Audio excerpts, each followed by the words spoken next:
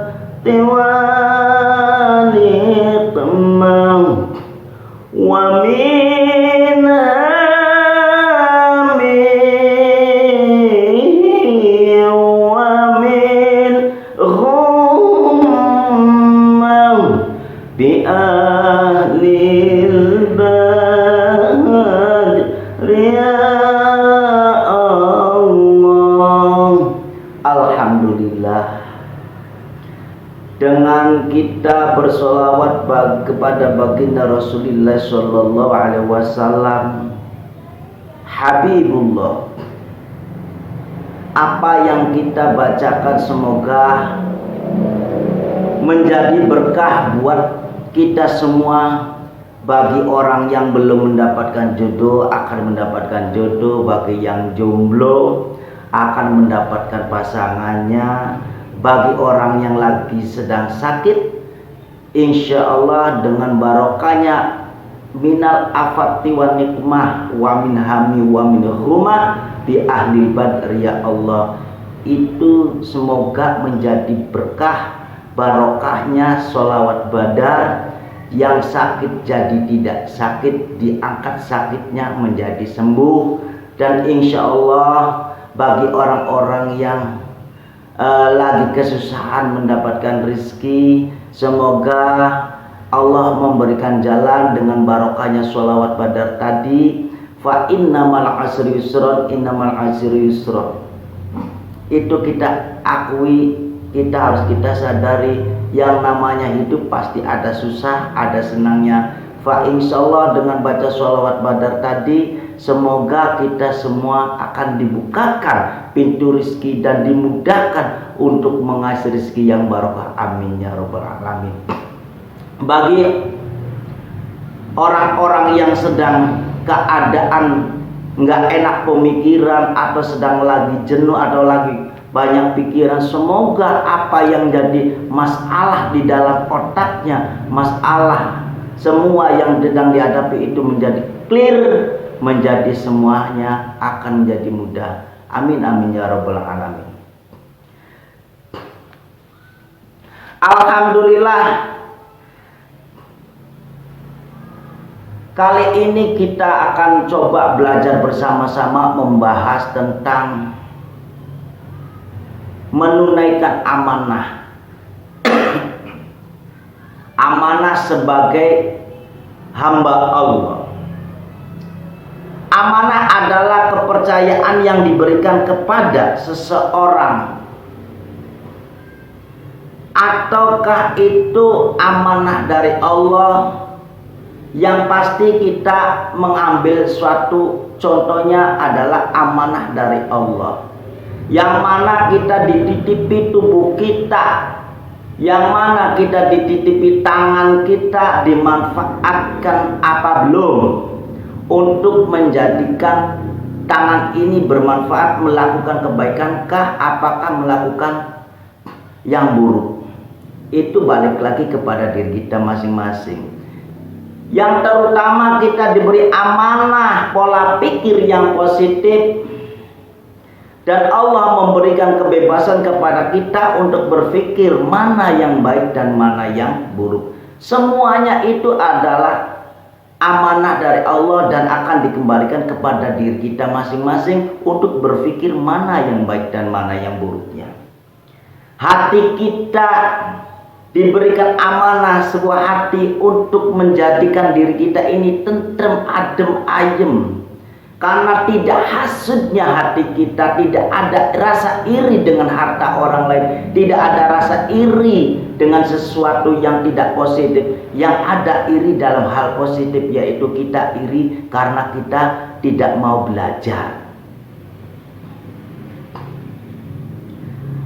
dan tidak musyrik kepada Allah, tidak berbuat zalim kepada orang lain, di mana sesuatu yang zalim akan menghasilkan sesuatu yang luar biasa, siksa yang sangat luar biasa. Apalagi yaitu adalah musyrik, sebuah persekutuan dengan yang lain, menganggapnya Allah itu sepertinya tidak bisa apa-apa. Akhirnya orang itu bergabung dengan jin dan makhluk jin dan bergabung dengan makhluk apapun.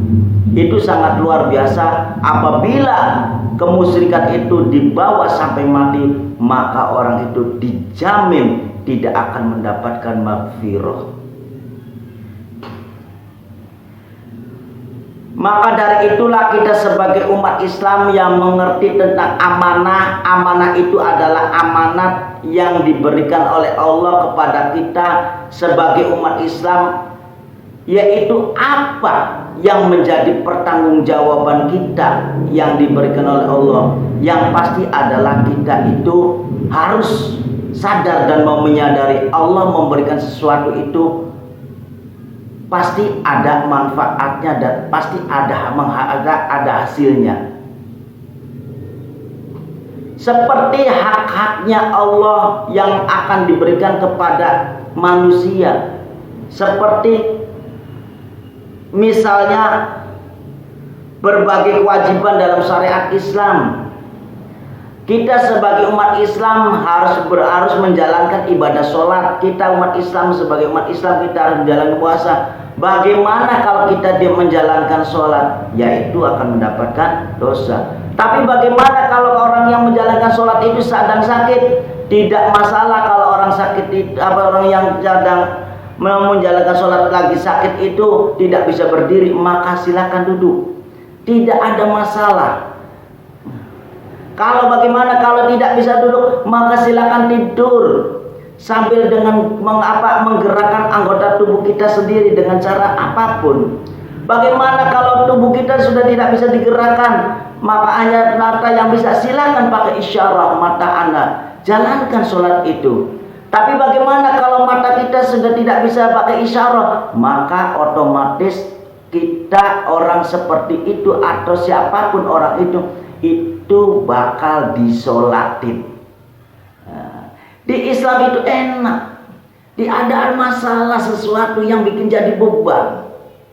Dalam 24 jam Anda menjalankan kewajiban sebagai umat Islam, yaitu menjalankan sholat 5 waktu. Tidak ada yang namanya itu 5 jam, tidak ada. Kalau kita ambil aja 2 jam, masih banyak dalam 24 jam, berarti ada 22 jam. Itu bagi orang malas saja.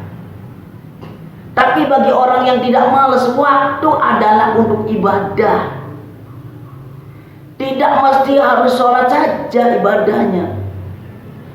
Bagi orang-orang yang mau manfaatkan karena tahu akibat dari meninggalkan sesuatu kewajiban, maka orang tersebut, orang Islam yang tahu dan sadar menyadari bahwa kewajiban itu apa, maka orang Islam tidak akan berani meninggalkan.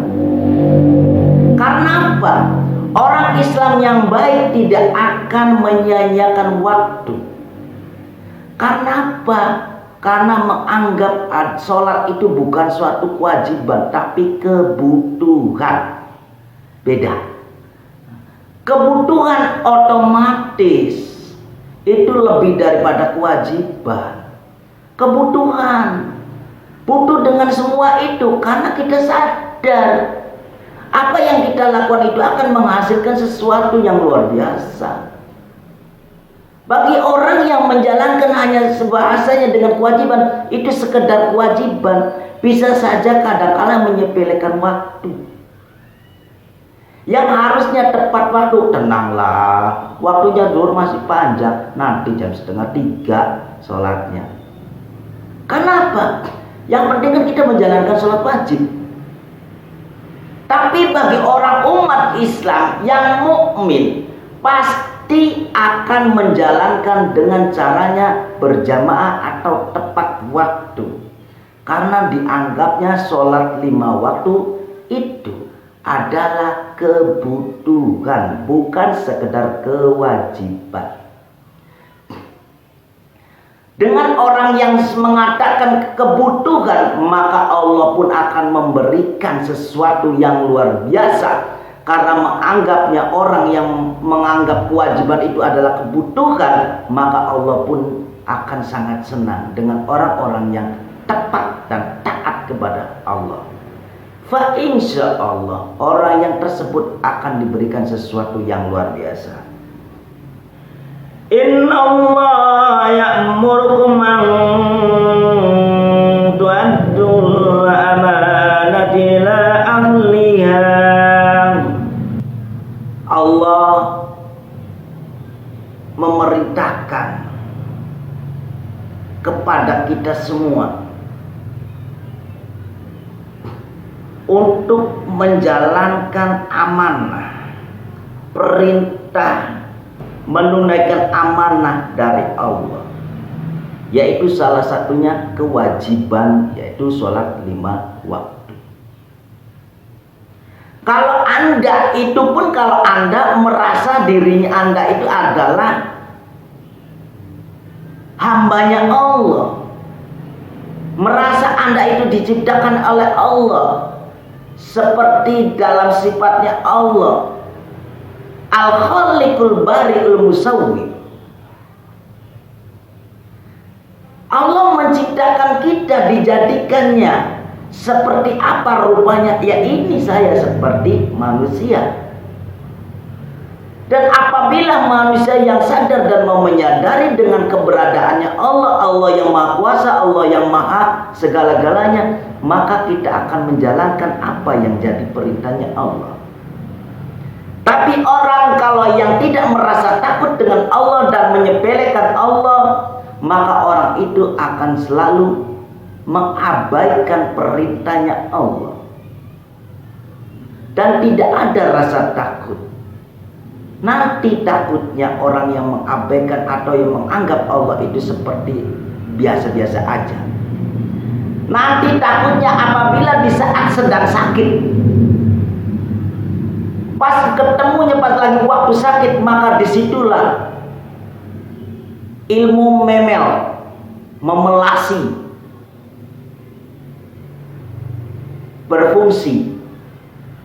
Ya Allah, berikanlah kesembuhan buat saya ya Allah. Berikanlah kesempatan saya ya Allah untuk berubah diri. Yang dulunya saya banyak dosanya, yang dulunya saya banyak salahnya, yang dulunya saya tidak menjalankan 5 waktu ya Allah. Berikanlah kesempatan saya untuk menjalankan ibadah dan taat kepadamu ya Allah. Itu di saat lagi sakit. Dan banyak orang yang setelah sakitnya sembuh karena kumat-kumatan, maka orang itu kadang-kala setelah sembuh penyakitnya hilang, berubah menjadi happy lagi, dan sholat 5 waktu ditinggalkan. Islam itu hanya sekedar nama. Islam tidak mengingin menjadi orang mukmin atau mukminah, tapi hanya sekedar Islam. Islam hanya sekedar catatan. Tapi kewajiban dalam Islam, orang itu tidak melakukan apa yang diperintahkan aturannya dalam Islam. Na'udzubillah min dzalik. Orang yang seperti itu yang tidak amanah, maka termasuknya adalah orang-orang munafik.